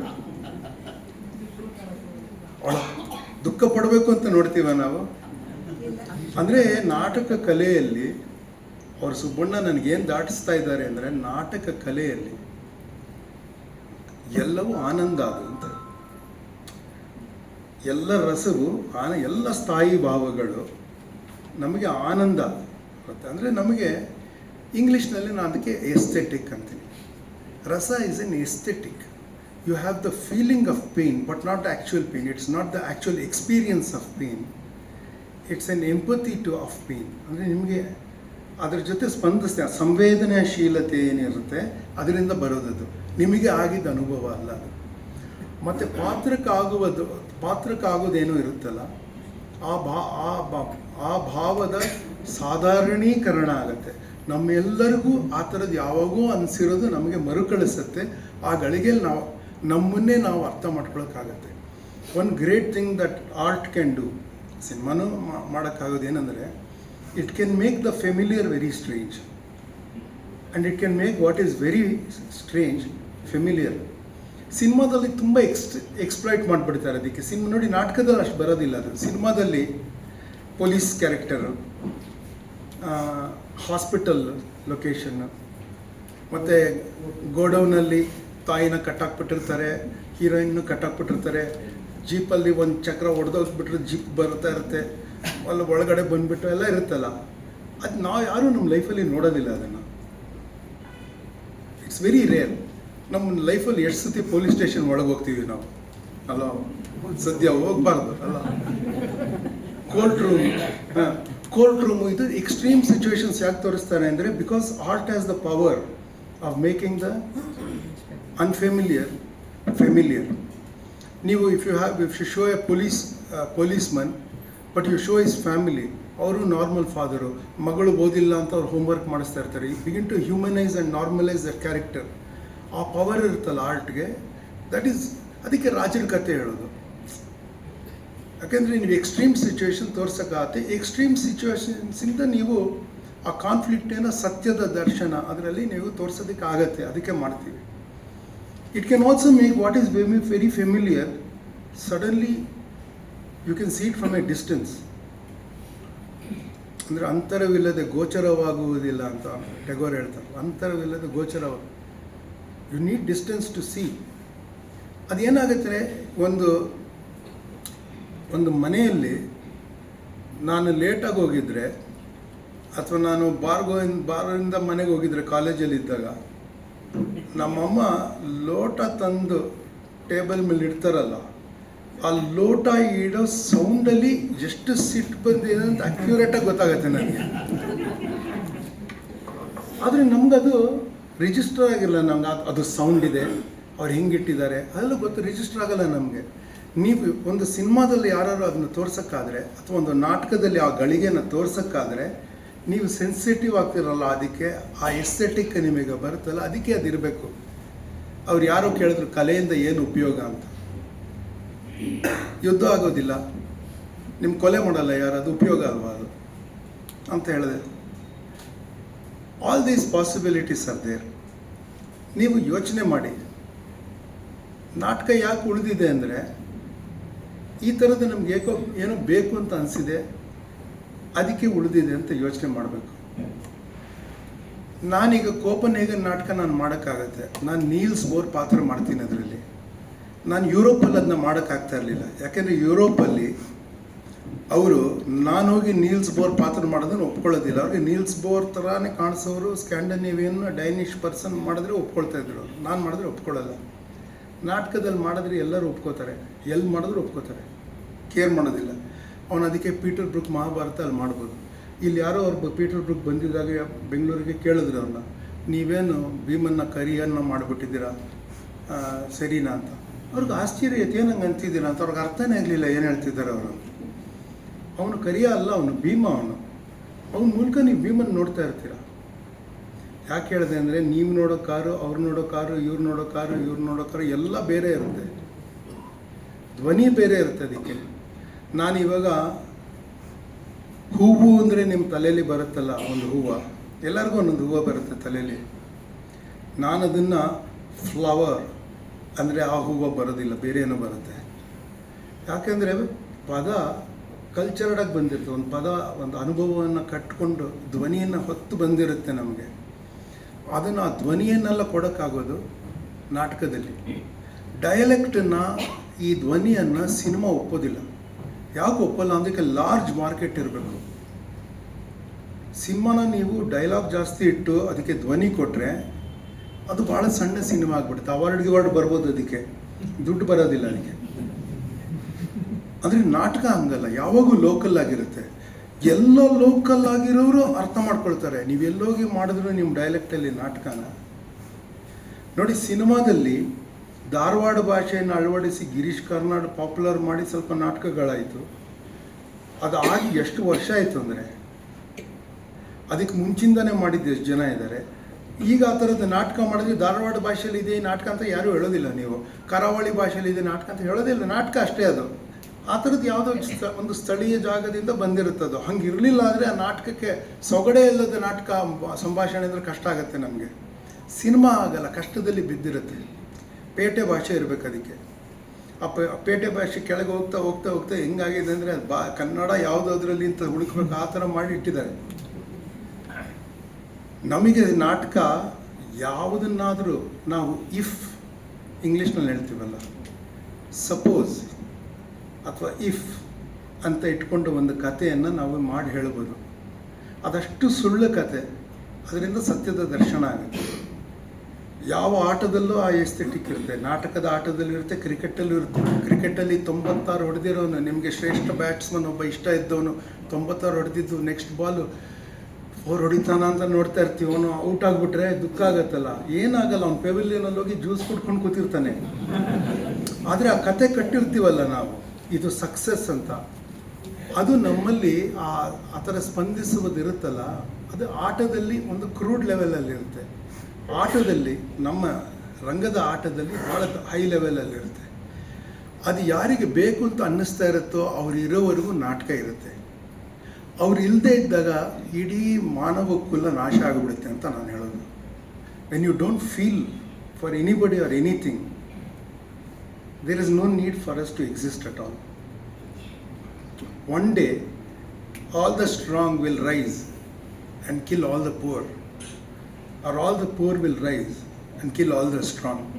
ಹಂಗಾಗಲ್ಲ ಅನ್ಸುತ್ತೆ. ಯಾಕೆಂದರೆ ನೆಪೋಲಿಯನ್ ಹೇಳಿದ್ದಾನೆ, the poor don't rise and kill the rich solely because there is religion ಅಂತ ಹೇಳ್ತಾನೆ. ಅವ್ರಿಗೆ ನಾವು ತಣ್ಣಿಗಾಗಿ ಕುಡಿಸ್ಬೋದು ಬಡವ್ರನ್ನ, ದೇವರಿದ್ದಾನೆ ನೋಡ್ಕೊಳ್ತಾನೆ ಅಂತ ಹೇಳ್ಬಿಟ್ಟು ಅವ್ರಿಗೆ ಸುಮ್ಮನೆ ಕುಡಿಸಿರ್ಬೋದು. ರಿಚ್ ಪೀಪಲ್ಗೂ ದೇವರಿದ್ದಾನೆ ನೋಡ್ಕೊಳ್ತಾನೆ ಅಂದ್ಬಿಟ್ಟು ಸ್ವಲ್ಪ ದುಡ್ಡು ಕಿತ್ಕೋಬೋದು ನಾವು ನಾಟಕ ಮಾಡೋದಕ್ಕೆ. ತಿರುಪತಿಗೆ ಹೋಗಿ ಹಾಕಿ ಬರ್ತಾರಲ್ಲ ಆ ಥರ. But theatre will live in spite of all technology and we have survived writing, cinema, television. The question is whether we'll survive AI. None of the jobs any one of us have will remain for us, for humans. Not one of the jobs. ನಿಮ್ದಾದ್ಮೇಲೆ ಹೋಗಿ ಕೆಲವು doctors ಹತ್ರ ಮಾತಾಡ್ತೀನಿ. ಅವ್ರು ಹೇಳ್ತಾರೆ ಅವರು doctors ಟಚ್ನ ಯಾರು ತೆಗಿಯೋಕ್ಕಾಗಲ್ಲ ಅಂತ. ಎಲ್ಲಿ ಆವಾಗಿಂದ ಇಟ್ಟಿದ್ದೀರಾ ಸ್ವಾಮಿ ಡಾಕ್ಟರ್ಸ್ ಟಚ್ ನೀವು? ಅಲ್ಲ, ಆಸ್ಪತ್ರೆಗೆ ಹೋದ್ರೆ ಗೊತ್ತಾಯ್ತು ಏನು ಡಾಕ್ಟರ್ಸ್ ಟಚ್ ಇದೆ. ಅಲ್ಲ, ಅಕೌಂಟೆಂಟ್ಸ್ ಟಚ್ ಇದೆ, ಡಾಕ್ಟರ್ಸ್ ಟಚ್ಚಲ್ಲಿದೆ. ಎನಿ ರೊಟೀನ್ ವರ್ಕ್ ಮತ್ತು ಲಾರ್ಜ್ ಲ್ಯಾಂಗ್ವೇಜ್ ಮಾಡೆಲ್ಸಿಂದ any literary work, except if you do something really creative. ಹೊಸದಾಗಿ ಕವನ ಬರೆದ್ರೆ ಅದಕ್ಕೆ ಮಾಡೋಕ್ಕಾಗ, ಅದಕ್ಕೆ ಕವನ ಬರೆಯೋಕ್ಕಾಗತ್ತೆ. ನಿಮ್ಮ ಅನುಭವದ ಕವನ ಬರೆಯೋಕ್ಕಾಗಲ್ಲ, ಅದು ಸ್ಪೆಷಲ್ ಇರುತ್ತೆ. ಅಂದ್ರೆ ಕ್ರಿಯೇಟಿವ್ ಆಗಿ ಮಾಡೋದು ಬಿಟ್ಟು ಬೇರೆ ಏನೇ ಇದ್ದರೂ ನೀವು ಮಿಲ್ಸ್ ಆ್ಯಂಡ್ ಬೋನ್ ನಾವೆಲನ್ನು it can produce every second. No job will remain. But ನಾನು as a concluding statement I will tell you, whatever invention comes, you cannot replace performers and ಕಾವ್ಯ ಸಹೃದಯ ನೀವು ರಿಪ್ಲೇಸ್ ಮಾಡೋಕ್ಕಾಗಲ್ಲ. ಯಾಕೆಂದರೆ ಒಂದೇ ದೇಶ ಕಾಲದಲ್ಲಿ ಇರಲೇಬೇಕಾದ ಅಗತ್ಯ ಇರೋದು ಇದೊಂದಕ್ಕೆ. ನಾಟಕ ನೀವೆಲ್ಲ ಇದ್ದರೆ ಮಾಡೋಕ್ಕಾಗೋದು, ರೆಕಾರ್ಡ್ ಮಾಡಿದ ತಕ್ಷಣ ನಾಟಕ ಅಲ್ಲ ಅದು. ನೀವೆಲ್ಲ ಇದ್ದಾಗ ನಾಟಕ. ನೀವು ನಗ್ತಾ ಇದ್ದರೆ ನಾವು ತಡೆದು ಹೇಳ್ತೀವಿ ನೆಕ್ಸ್ಟು. ಯಾವುದೋ ಅನ್ಎಕ್ಸ್ಪೆಕ್ಟೆಡ್ ಲೈನ್ ನೀವು ನಕ್ಕಿದ್ರೆ ನೆಕ್ಸ್ಟ್ ಟೈಮ್ ನಾಟಕ ಮಾಡಿದಾಗ ಆ ಲೈನ್ಗೆ ನಾವು ತಡಿತೀವಿ, ಬೇರೆ ಥರ ಹೇಳ್ತೀವಿ, ನಗು ಬರುತ್ತಲ್ಲಿ ಅಂತ. ನೀವು ಆಥರ್ ಮಾಡ್ತಾನೇ ಇರ್ತೀರ ನಾಟಕನ. ನಾವು ಹೇಳ್ತೀವಿ ನಮ್ಮನ್ನು ರಿಪ್ಲೇಸ್ ಮಾಡೋಕ್ಕಾಗಲ್ಲ. ನೀವು ಎಲ್ಲಿವರೆಗೂ ಸಹೃದಯರಾಗಿರ್ತೀರೋ, ಟಿ ವಿ ನೋಡದೆ ಯಾವಾಗಲೂ ಒಮ್ಮೊಮ್ಮೆ ಇಲ್ಲಿ ಥರ ಬಂದು ಕೂತ್ಕೊಂಡು ಮಾಡ್ತಿರೋ, ನೀವೀಗ ಇರೋವರೆಗೂ ನಾಟಕ ಇರುತ್ತೆ. Both of us have to be there. ಒಂದೇ ದೇಶ ಕಾಲದಲ್ಲಿ we should bring our bodies to the stage, you should bring your bodies to the auditorium. ಅದು ಇರೋವರೆಗೂ ನಾಟಕ ಇರುತ್ತೆ. ನಾಟಕ ಅಂದರೆ ಕತೆ ಹೇಳೋದು ಎಲ್ಲನೂ ಇರುತ್ತೆ. ಅದು ಹೋದ್ಮೇಲೆ ನಾವು ಮಾಡೋರು ಬೇಕಾಗಿಲ್ಲ, ಕೇಳೋರು ಬೇಕಾಗುತ್ತೆ. ಮಾರ್ಕೆಟ್ ಇರುತ್ತದೆ ಅವಾಗ. ಯು ಆರ್ ನಾಟ್ ಸಹೃದಯ. ಅವಾಗ ಮಾರ್ಕೆಟು ನಿಮಗೆ ಬೇಕಾದ್ದು ಕೊಡ್ತಾ ಹೋಗುತ್ತದು. ನಿಮಗೆ ಬೇಕಾದ್ದು ಕೊಡ್ತಾ ಹೋಗ್ತಾ ಇದ್ದಾಗ ಹೊಸದು ಏನು ಬಂದಿದೆ ನಿಮಗೆ ಗೊತ್ತಿರಲ್ಲ. ಯಾಕೆಂದರೆ it cannot create anything new. It can create only from what is existing in a database. You will never get anything new. And ಒಂದು ಸಮಾಜ ಕುಗ್ತಾ ಹೋಗುತ್ತೆ. ನಮಗೆ ನಾಟಕ ಇರೋವರೆಗೂ we can have a creative, responsive, emotive society. Without the performing arts it won't exist. Thank you.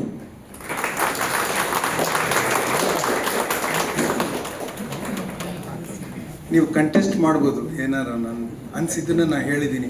ಇನ್ನೊಂದು ಕೆಟ್ಟ ಅಭ್ಯಾಸ ಇದೆ ನನಗೆ. ನಾನು ನೋಟ್ಸ್ ಮಾಡಿಕೊಂಡು ಎಲ್ಲ ಮೊದಲು ಮಾಡ್ತಾಯಿದ್ದೆ. ನಾನು ಏನು ಮಾಡಲ್ಲ. ಈಗ ಅನಿಸಿದ್ದನ್ನು ಮಾತ್ರ ಹೇಳ್ತೀನಿ. ದಡ್ಡ ಇದ್ದರೆ ದಡ್ಡ ಅಂತ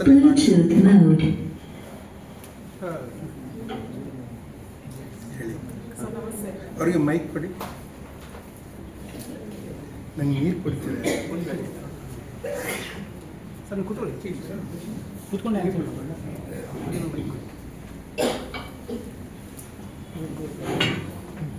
ಸರ್ ನಮಸ್ತೆ.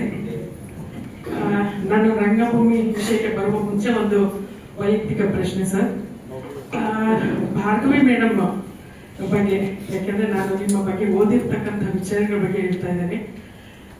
ಅವರು ಸಂಪೂರ್ಣವಾಗಿ ಧಾರ್ಮಿಕ ಪರಂಪರೆ ಇಲ್ಲ.